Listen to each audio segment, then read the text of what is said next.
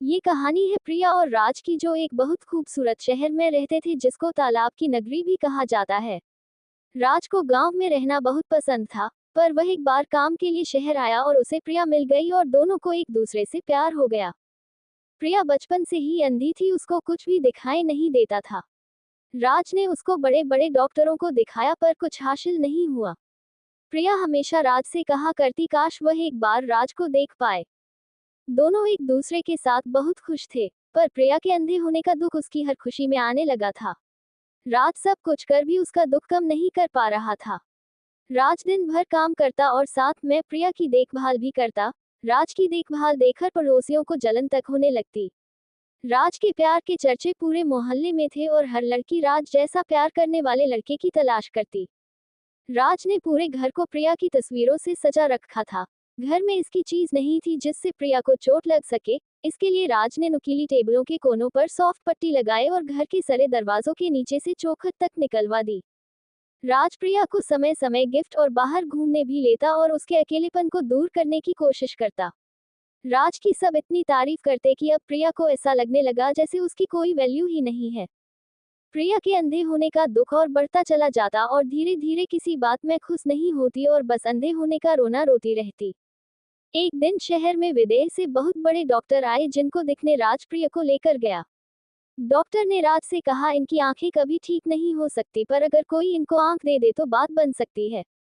राज की जिंदगी में प्रिया के अलावा कोई नहीं रहता है और राज प्रिया से अपनी जान से ज्यादा प्यार करता है। वह सब कुछ छोड़कर प्रिया के लिए आंखों की खोज करने लगता है।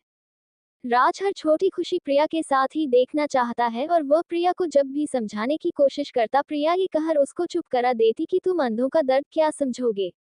कुछ ही दिनों में प्रिया का जन्मदिन आने वाला था। राज इस बार उसको अब तक का सबसे अच्छा गिफ्ट देने वाला था। प्रिया को गिफ्ट के बारे में तो अंदाजा था, पर उसको यह उम्मीद नहीं थी कि उसको इतना बड़ा गिफ्ट मिल जाएगा। प्रिया के बर्थडे पर राज उसको डॉक्टर के पास ले जाता है और उसकी आंखों का ऑपरेशन करवा देता है। आज प्रिया बहुत खुश थी, मानो आज उसको सब कुछ मिल गया हो, पर उसका इंतजार एक और दुख रहा था। प्रिया ने पहली बार राज को देखा और उसके सामने पैरों के नीचे से जमीन खिसक गई। प्रिया ने देखा राज तो अंधा है, पर वही सोच के परेशान थी कि आखिर उसको अब तक इस बात का पता कैसे नहीं चला।